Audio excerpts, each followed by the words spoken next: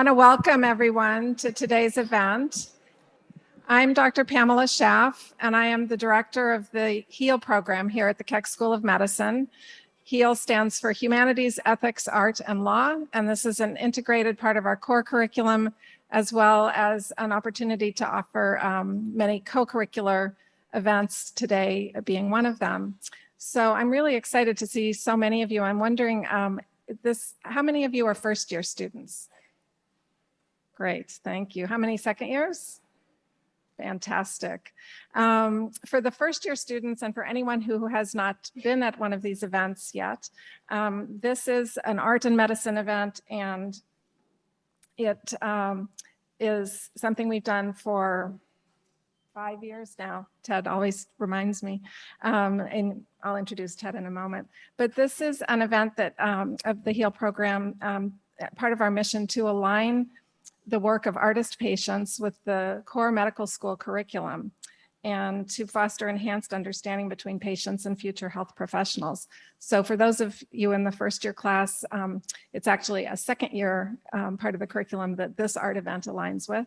You'll hear more about how that aligns soon. But we have about 4 or 5 of these events a year. And Ted Meyer is our artist in residence and has been here since 2016 and brings this amazing program to us. I'm going to introduce Dr. Jennifer Hui, who's not here yet because she's still in clinic, but she'll be joining the discussion when she arrives. She's an associate professor of neurology and the program director for the neurology residency. And she's also the director of the movement disorders clinic at Keck. So she'll be lending her professional and clinical expertise to the discussion. So I'm going to turn over the conversation to Ted Meyer, who will introduce our artist. All right, we are here with James T. Walker, who goes by Tim, so we will be calling him Tim tonight. And I was very excited. I got an email from him a while ago saying, I'm an animator and I have Parkinson's, and you know, when I thought of animation nowadays, I think of anime, and which isn't really my thing. But then he showed me some of his work online, and I guess because of our ages, he worked on the stuff that I grew up with and loved. He worked on the Flintstones and Yogi Bear and the Jetsons and pretty much anything people of my age, and maybe you guys who watch reruns would know. So I was really, really excited to meet someone who sort of, his work has been part of my life since I was a child. I probably can't remember a time when your work was not part of my life.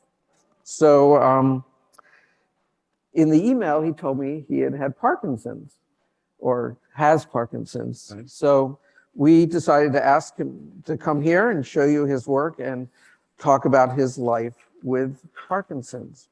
So for all you first year students, sorry about the loud noise there for a second, I always show a couple little facts.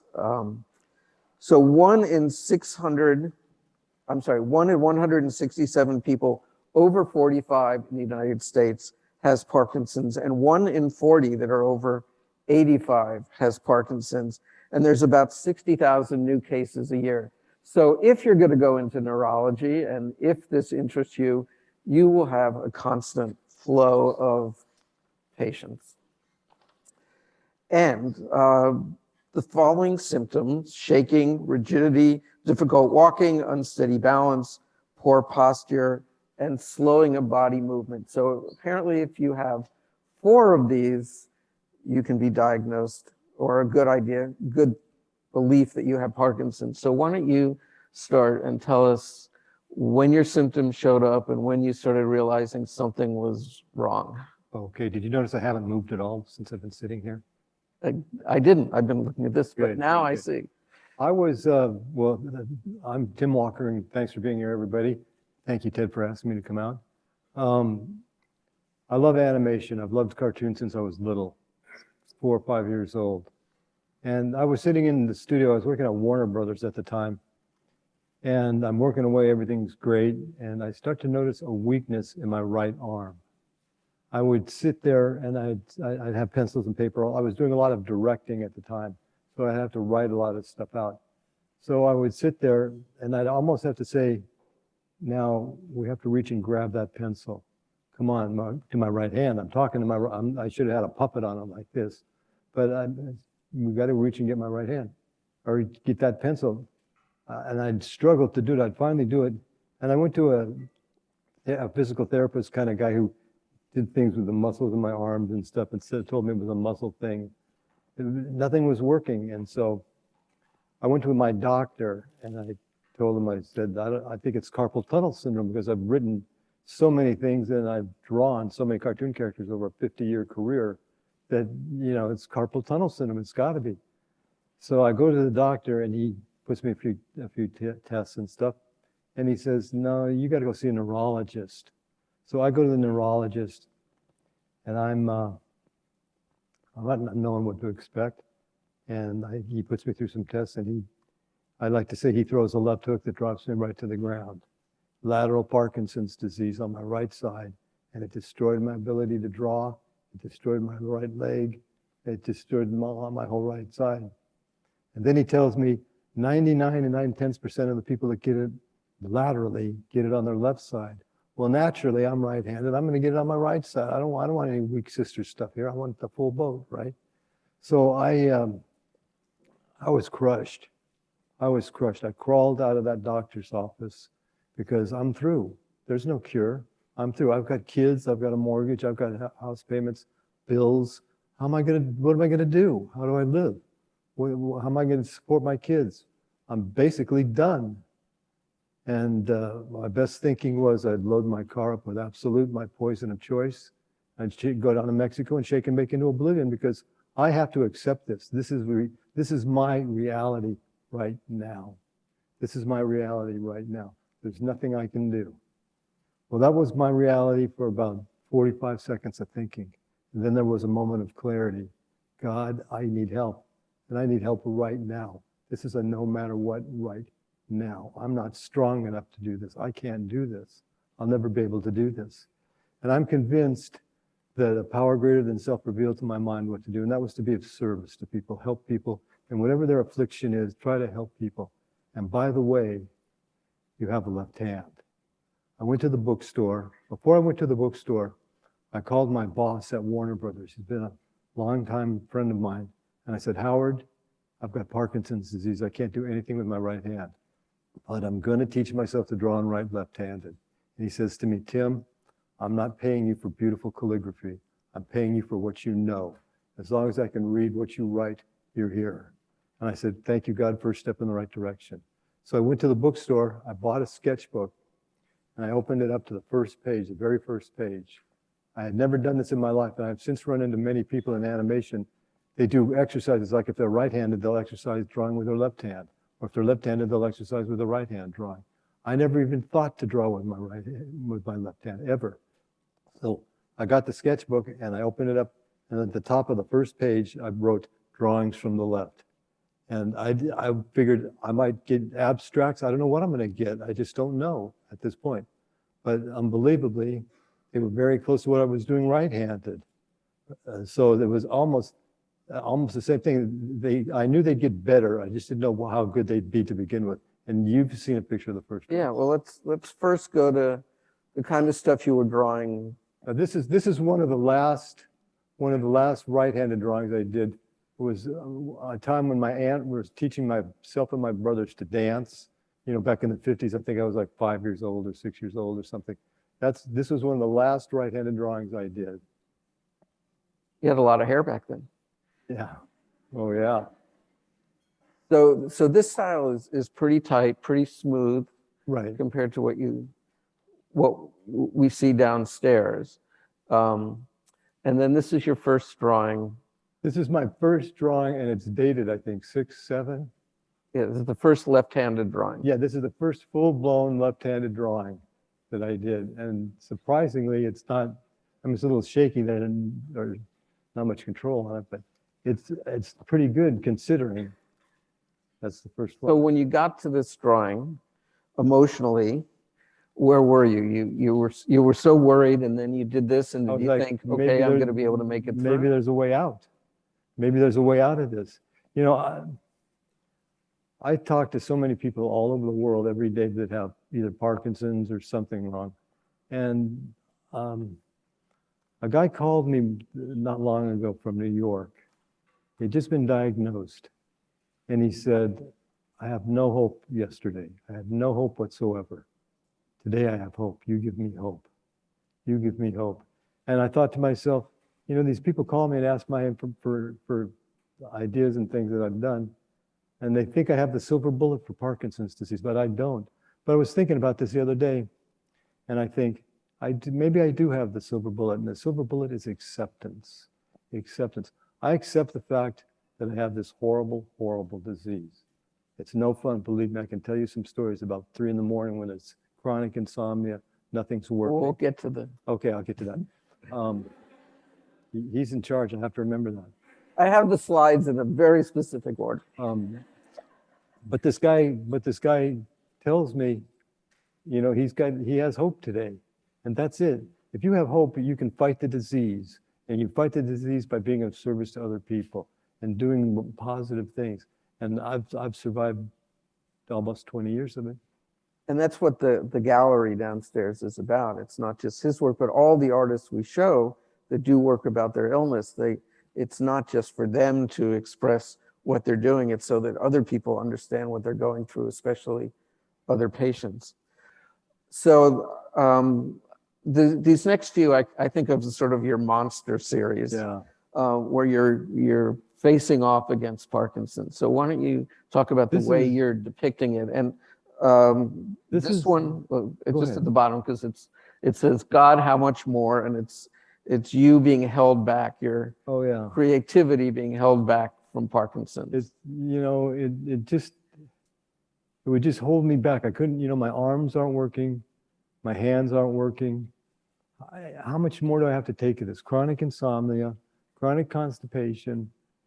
All these things are part of, you know, it's the disease that keeps on taking slowly, slowly. So I came up with this monster character. This was the monster that terrorized me when I was a child, that lived under the bed, that I'm sure was going to get me. Tonight he's going to get me. Now, I never once saw that monster ever, but my mind saw it many times. So I've come up with this character again when I'm having a bad night, and there are, you know, I like to say there are no good days, there are no bad days. There are only good days and better days. Good days and better days. Stay positive. But this monster shows up, and I'm fighting whatever it is I'm doing. When I get to that point, I usually pull a book out and I read a prayer that's called the Prayer to St. Francis. And it's a prayer about being of service to people, being of service. And when I can be of service, when I can focus my energy to help somebody with what they're doing, it gets me out of me. When I can get out of me, then I'm in a great place. Then I'm available. I'm available to my kids. I'm available to my grandkids. I'm available to anybody who might call. Before I didn't take those calls. Now I'll take them all the time. So, and I'm grateful that I get them. So, but that's what that is. You'll see this Parkinson's monster in several different drawings. Yeah, there he is. There I am as a kid, standing in front of that thing. I know he's going to get me. You know, today's the day he's going to get me, or tonight's the night he's going to get me. But I never saw him once. Can you imagine? Did you have the same vision of this character as a kid? Because you've been drawing since you were a little kid. I'm saying I didn't hear the first part. These characters, the design of these characters, when you used to picture the monster under your bed, is it the same look? Has it changed over the years? Yeah, it's pretty much the same. I mean, it morphs to different things, but it's pretty much the same. It's just a demon, a scary demon. I mean, I was watching King Kong, the original King Kong, the other day. I was telling my wife, you know, there's this part where they cut to this real cheesy close-up of King Kong. It's just, it's so fake you can tell it. But I love that movie. But I saw that fake King Kong face, the big image, when I was 5 years old. And man, I made a beeline from my bedroom and hid under the bed for like a week, my mom said. So, no, these are just monsters that I've come up with that say what I'm feeling at the time, I guess. Oh, this is the one where it makes me want to tear my hair and skin off. Yeah. Yeah, it gets so uncomfortable when, you know, you've been awake for 3 days, whatever, nothing's working, your hands are shaking, your arms are shaking, legs shaking. And you just want to go, enough, I've had it, I can't take it any longer. And that's when I have to find a way out, whether it's read the prayer, whatever, be of service, whatever. I've found there are things that I can do that help me get out of my mind and get it, you know, the committee in my head wants me gone. So I do what I can to get out, and hopefully it's worked so far. So for the med students, when you talk about wanting to tear your hair and skin off, is this a mental feeling? Is this a physical thing where your skin is hurting? What part of it is Parkinson's symptoms? What part of it's in your head? Probably 90% is in my head and 10% is in the disease.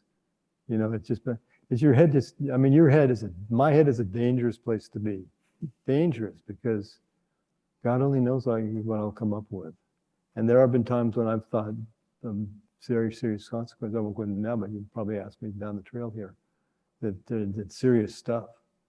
And I don't know, I'm grateful that I can do, like I said, I live in acceptance and gratitude. I'm grateful that I can do anything. Yeah. This is one, I love this drawing. Oh, that's the one of me sitting at the table. I can't see what he says. Says, this is the day the disease overtakes the meds and nothing works and I crumble. And then you write, no, I'll never give up. Yeah, well, if you take one thing out of here, one of the two things out of here that I wanted you to take out here, never, ever, ever, ever give up, ever. I do cartoon characters for 50 years. I lived my dream. I loved it. I wanted to be an animator ever since I was 4 years old, and I made it happen. I did 50 years. But I never would have found this artwork that I've done in the last 20 if I hadn't come down with this disease. And this disease is so heinous, it should have stopped me right in my tracks, and I should have crumbled and blown away. Knowing that would be the end of it. But I didn't. I decided to stand up to it. I remember when I was well, first of all, I'll say I'm a huge USC football fan. So that's given, that's okay. My number 2 school, though, is Stanford, because Stanford gave me the operation that gave me my life back.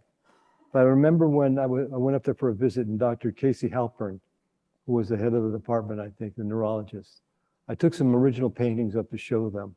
They invited me up because they wanted to meet me. And they loved my attitude, they loved my artwork. But he looked at the first painting, it was a painting of the Golden Gate Bridge, a bridge that my wife loves, and the city she loves. And he was telling me that he's moving back to Penn to take over the department at Penn University.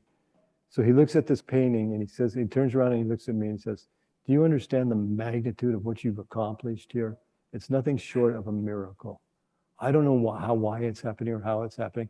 I just, well, if you say so, I'm grateful to hear that. But I never would have found, I could have folded, I never would have found this artwork. I never would have met the people I've met, helped the people I've helped, people all over the world that I don't even know about that hear about me. So I'm just, I guess I hope that answers it. I'm so grateful. And that tearing the hair, and I mean, when you're, 3 in the morning, you're not thinking right. And, everything's coming at you at every side. And on top of that, you're shaking and everything else. Where do you go? Well, you go to this. So This these one. two I put together because they really sort of show the isolation of this. Like That's you're really living in your head here, and it's two completely different depictions of isolation. the first one, the one on the left, where it's me sitting. I came up with this blue character. I don't know why. Me sitting on the globe, and it's almost like I'm the only one there. The loneliness, you just feel alone. What are you going to do? I just feel alone with it sometimes. I let my mind take over. And the other one shows that I can stand up to this Parkinson's disease and I can beat it. I don't have to give in to it. I can stand up it. And I chose to use me as a little boy when I was, when I was scared to death of what was under my bed that like I say, I never saw it ever. So I had no reason to be scared of it, but my mind plays tricks on me. So The next few are you sort of giving very literal examples of the symptoms. So in this one, you're talking about walking on a tightrope. yeah, Feet are, it's a tightrope that's on the ground, yeah. each step you take, you feel like you're going to fall. And I have fallen, I don't know. Well, I took a bad fall at my friend's house. I was in the hospital for a week, and thank God nothing serious happened. But yeah, I've taken probably 3 or 4 falls, and my Dr. Bush, who's the new head of, or one of the new doctors that was Dr. Halpern's assistant, great doctor at Stanford, he told me, Tim, it's the slow and steady turtle that wins the race, not the jackrabbit that's speeding all over the place. In other words, take your time. You're not going anywhere so quickly that you have to be there immediately. And if you have to, you don't need to be there. So in other words, just take your time, pay attention, Did you ever use a cane? Yeah, I use one once in a while. I was going to bring it today, but I forgot it. So that's me. I forget it. You made it up the stage, so. Yeah. So now we get to your insomnia. So Oh, is that the fire demon? I think it is. yeah, What does that say on it? Can you read it? it says, I wrote this all down. Let's see. Chronic insomnia every night looking into the face of hell. No meds, armed only with a piece of paper and a pencil and a prayer. Yeah. Well, again, insomnia is a terrible, there's a good thing for insomnia, get plenty of sleep. Is it that you're tired the next day, or is it that it gives you time to think when it's quiet and nothing else? I think it's several things. I think you're tired from 2 or 3 days without sleeping. Your mind's going a million miles an hour. I start to focus on trying to get some artwork done. I try to do some abstract things or something so I don't tie myself down to be so literal. Yeah, I think it's just several things, but I haven't found anything to cure it yet. I mean, I could take sleeping pills and stuff, but I don't really want to get into that. Maybe it's a half of one or a quarter of one or something, but eventually after 4 or 5 days, I mean, I nap, and I get some sleep at night, but eventually it catches up to you and you get full night's sleep. But it's just another thing of what's involved with the disease, and then turn that loose in your mind, and you're all over the place. When you were working for Hanna-Barbera or Warner Brothers, did you do work about yourself at all? Or were you just doing work that was handed to you? You got a storyboard, or you? Yeah, I was just an animator on staff. I was a director on staff. I was a producer on staff. I did the last 27 years of my career, I did at Warner Brothers with Bugs. And I used to say to people, I work for 3 of the biggest SOBs in the world, and they are just nasty people, right? And so, like tourists were coming to the studio or something, and I'd get to know them, and I'd say, yeah, I work with them, the biggest superstars in the world. And they go, who's he talking about? George Clooney? And I'd go like this, well, you didn't hear it from me, but Bugs, Porky, and Daffy. And they say, get out of here, get out of here. But I did 27 years at Warner Brothers. I have been so blessed in my career. How do you can't even get 27 days anymore in the film industry and the job. I'm there for 27 years doing what I do, directing and producing and all that. And everybody wanted to work for me, so I guess I was good at what I did. So. But when you were working on Bugs Bunny, right. Did you ever do introspective work like this, or did this all come because of the illness? They sell a show, say, like I produced the Sylvester and Tweety Mysteries. It was a TV show. And it had Sylvester and Tweety and Granny and Hector the Bulldog. They went all over the world solving mysteries. Not a very interesting idea, but hey, it's a job. So I produced the show. Well, I had artists who did storyboards. I had artists who designed characters. My wife, Susan, who worked on the show, she designed characters on the show. So I had to oversee all of this stuff. Before I became a producer, I was a director. And then I would direct out the scenes of animation, tell the animators how many drawings it would take to do a certain action. How many you have to time out. A show, a cartoon show, a half-hour cartoon show is 2,000 feet of film with opening titles, closing titles, and commercials. Well, you have to time out all those scenes to make sure that you're right at about 2,000 feet, because you can't send it in and have 3,000 feet because they're not going to pay for all that extra footage. So it's a very precise thing, and it's a collaborative effort. It's not an individual thing. If it's an individual thing, you should go paint paintings someplace and sell them. But if you want to do animation or things like that, it's collaborative. You've got to work with people. So in other words, if I answered your question right, I worked on all the aspects of it. I did not do anything like this kind of stuff with those characters. Was it the first time you did one? Did it seem odd to you to be telling your own Do this? story? Yeah, I probably did. I don't remember. It was almost 20 years ago now, but I was happy that I got what I got. And I've done so many character drawings in a 50-year career that I enjoy doing the abstract stuff now. Because I mean, you know, I've had some guys tell me, I never thought I was really that good an artist. On a scale of 1 to 10, I'm probably about a 3. And some of the guys that I worked with were 10 plus. And I worked right alongside those guys. And I remember one guy told me one time, he said, and any of you guys in here who are artists, you should remember this. There are no good, bad, or indifferent drawings. They're your drawings. Whatever you do, if you want to just put lines on a piece of paper like that, thousands and thousands, go ahead. It doesn't matter. Find what you like to do and do it. I mean, I was lucky. My parents told me, and my brothers, find the job you want to do and go do it. You want to sell shoes? Sell shoes. You want to sell cars? Sell cars. You want to be a musician? Be a musician. You want to be an animator? Be an animator. You want to be a lawyer? Be a lawyer. But find what you love to do and go do it. And that's what I did. Definitely. And I had a brother who was a lawyer. I had a brother who was a landscaper. And they did what they loved doing. So, but I've been so blessed. I wouldn't trade it for the world. I wouldn't. Well, we're all glad that you landed up doing it. So let's look at this one. You're trying to put your socks on. This is sort of, man. Talk about putting your socks on with Parkinson. Putting the socks on. Well, first of all, you got to sit down and sit, because if you try to do it balancing, you're probably definitely going to fall over. So you better have a lot of pillows around.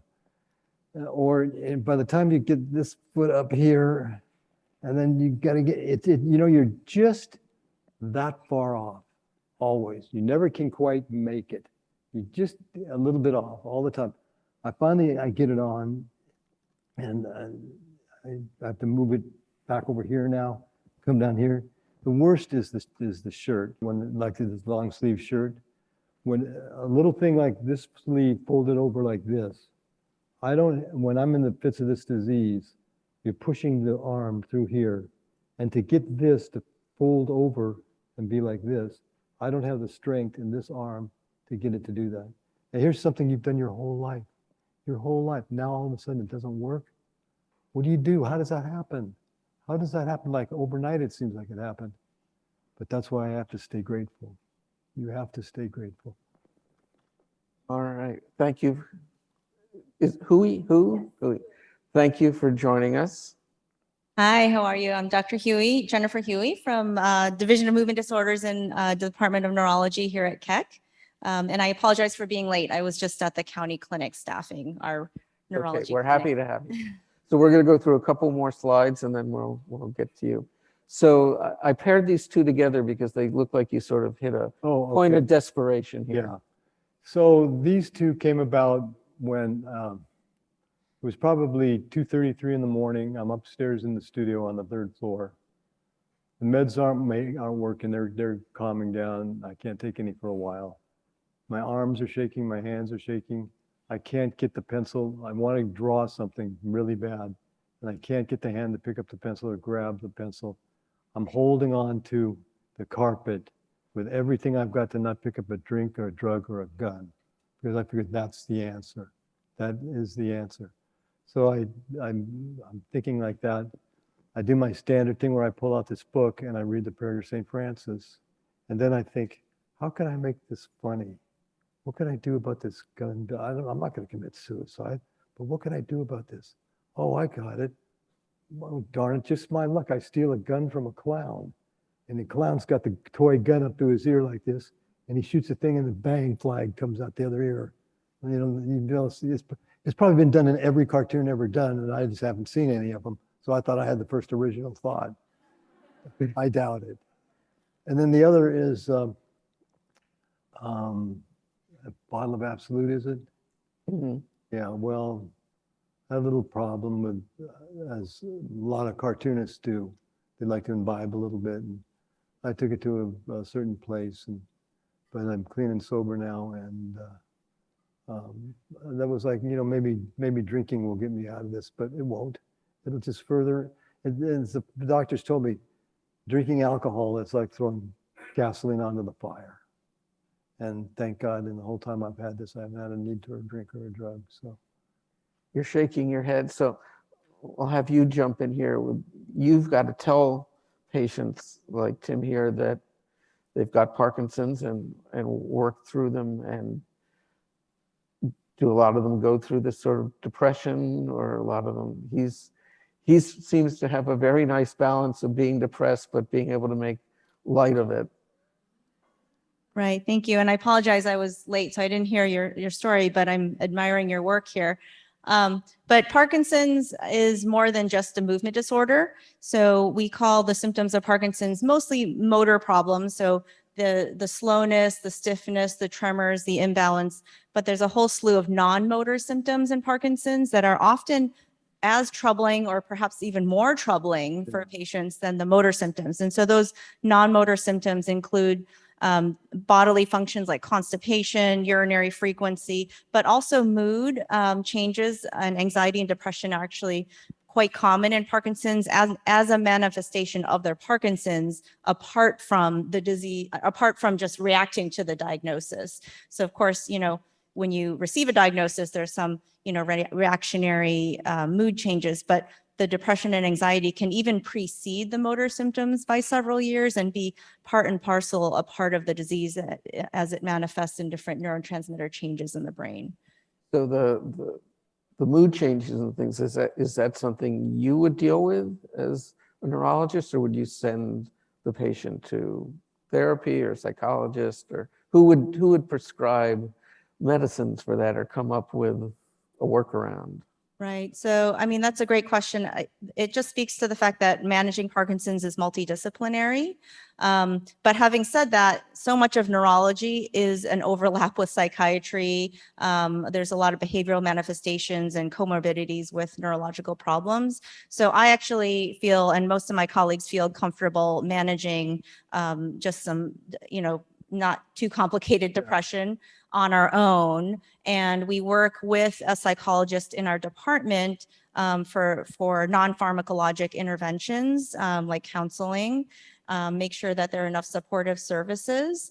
And I should mention also that there's oftentimes some psychosis or hallucinations that are, again, a manifestation of the disease and the medication. So it's kind of a amalgamation of both medication and disease, but we do deal with hallucinations, delusions as well. And so we, as neurologists, as movement disorder specialists in particular, are comfortable managing those symptoms. And we call upon our psychiatry colleagues if we are really kind of stuck and can't, manage our symptoms without further expertise.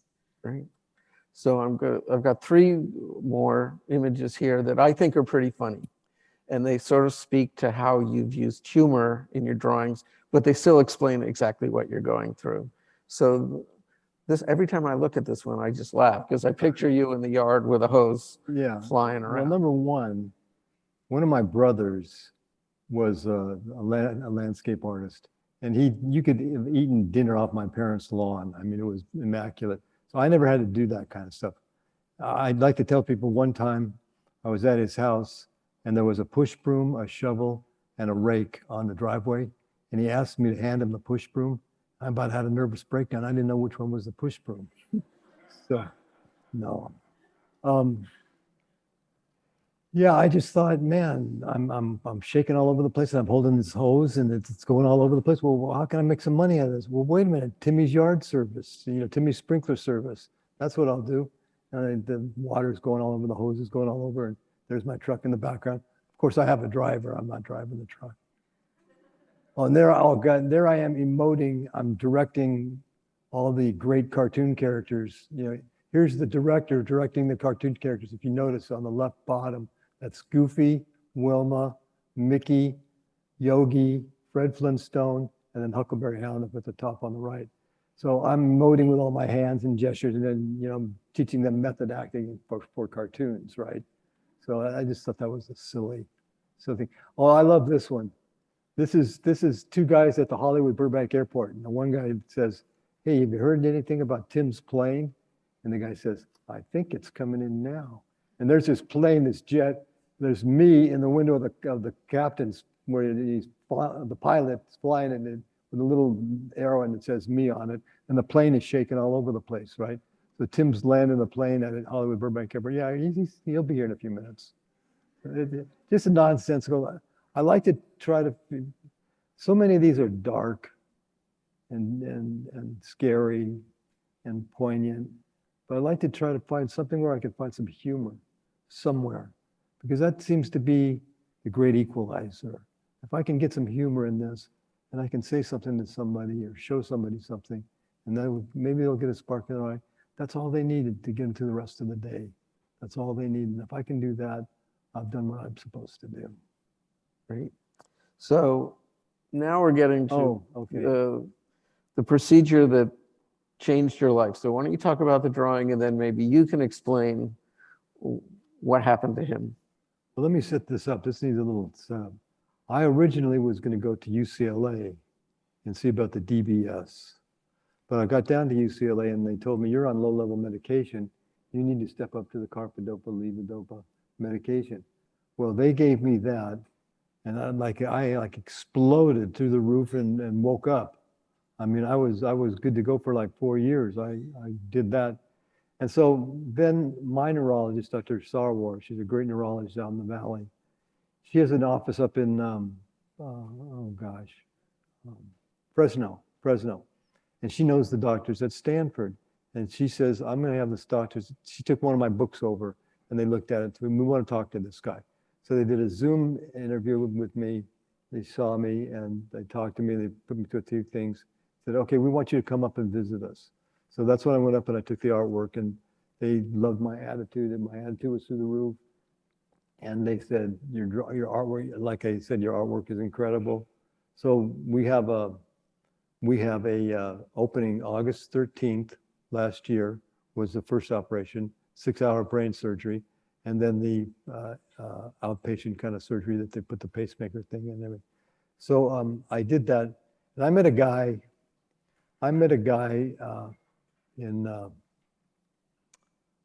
from New York in a thing. And he said to me, "Tim, you've got to get this operation." He had the operation the year before. His name is Jonathan. And he became like my guardian angel. He answered every question, every anxiety I had about this, and he like held my hand right to the door. And when I got to Stanford, I got to the day of the first operation. They're wheeling me into the operating room. And Dr. Bach is standing right at the door, and he's shaking my hand. He says, "Now, Tim, are you ready for this?" I'm like, "Come on, let's go. Let's get going. I want to get out. Let's go. Come on." Right? And so halfway through the operation, they stopped and they made me move my arms and stuff. And they gave me a piece of paper and a pencil. They said, "Now draw something." The problem was I couldn't see my hands because there was a light or something in the way. But I did some rough sketches and everything. And then out of the blue, I go, "My God, it's Dino the dinosaur." And all the doctors and nurses cracked up because they'd all grown up as kids, watching that stuff. But anyway, so I thought, how can I do a humorous drawing of the deep brain stimulant operation? I mean, that's brain surgery. How do you get humorous with that? Well, I did the drawing. If you can see, they're like an old-fashioned type screwdriver where you'd hold it like this and you turn the thing like this, and the little tabs of electricity. Everybody, I had that drawing with me early on at UCLA, and every doctor at UCLA wanted a copy of it. And then I took it up to Stanford where I finished it. And of course, all the doctors up there wanted it too. So anyway, quite literally, the doctors at Stanford, the week of August 13th through the 20th, gave me my life back. All right, so let's talk about what actually happened and how new is this procedure, and do you do it, and do you use a screwdriver? Great. Well, it's so nice to hear that story. So what he's referring to is deep brain stimulation therapy. We actually just had our annual CME event on it over the weekend, so it's quite timely. But deep brain stimulation surgery has been around, I think, approved in 2013 or before. So it's been around for a while. Yeah. FDA approved for treatment of not only Parkinson's, but also essential tremor and dystonia, a couple of other movement disorders as well. And basically what it is, it's an electrode that's inserted into deep structures in the brain, either the basal, in the basal ganglia, either the subthalamic nucleus or the globus pallidus internus. And it's providing a constant stimulation in a cyclic fashion. So there's many parameters such as voltage, frequency, and rate that can be altered, as well as several contacts that we can choose from. So it's a programmable, it's a customizable implant. And this implant is, as I said, the electrode is inserted into one of those deep structures and connected to a pacemaker battery in the chest. So that was the second surgery that you underwent. The first one is usually done awake. So in your description, you know, halfway through the surgery, they kind of wake you up from a twilight anesthesia and have the patient do a few maneuvers.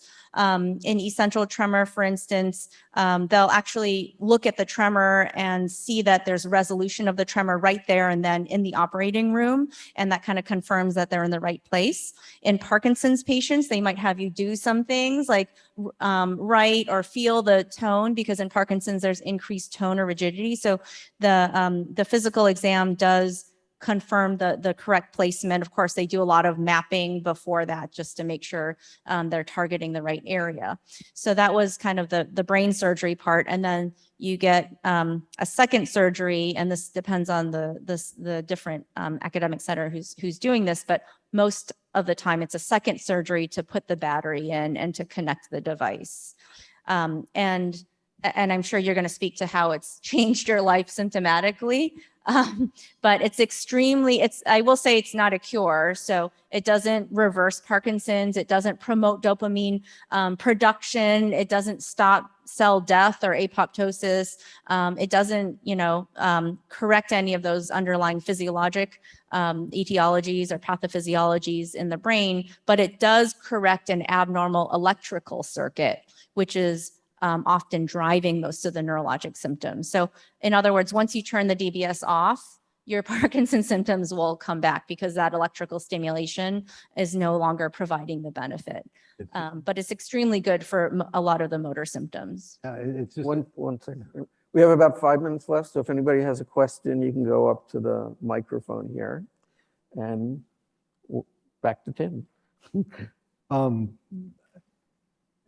got this information, the guardian angel, Jonathan, who I met from New York, he says to me after the operation, he says, Tim, that was 6 hours of brain surgery. That's serious stuff, man. That is real. I never thought once about it being brain surgery. I just said, let's go, let's get going, let's get going. Let's do it. I want to get out of here. And they did it. And then I come back and I see Jonathan, and Jonathan, I said, God, thank God you didn't tell me this beforehand, Jonathan. I never would have gone up to Stanford. Well, clearly your brain works a little differently. Oh, yeah, it does.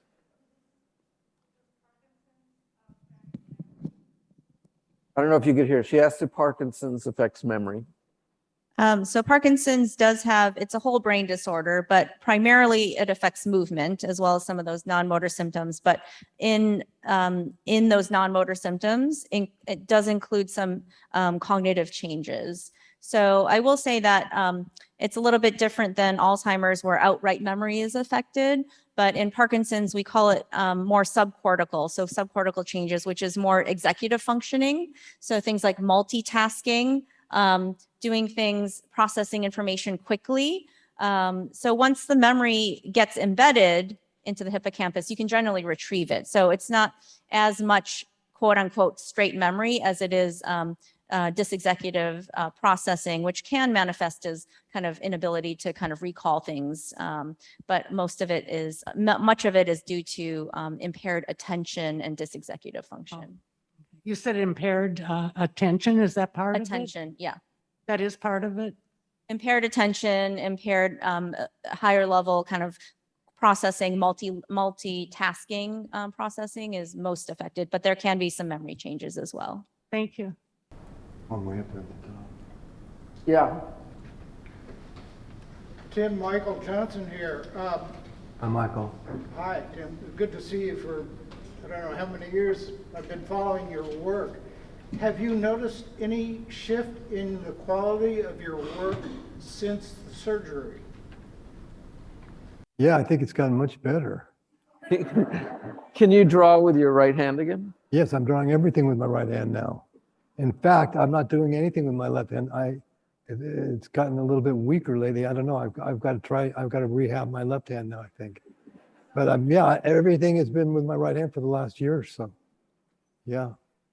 So I just want to show this last slide and then we'll hand it back to Dr. Schaff. So this one, and I find a lot of the artists we show, in spite of having often some pretty severe illnesses, there's sort of a gracefulness to it and a joy for what they can still experience. And I think you've sort of shown this here. So why don't you talk about seeing the best because of the Parkinson's, and we'll end it there. Absolutely. Acceptance and gratitude. And that's me out in the mountains. And I'm saying, oh, and by the way, God, thank you. Thank you for this beautiful scenery that I can see. Thank you for these beautiful animals that are in the forest, whatever.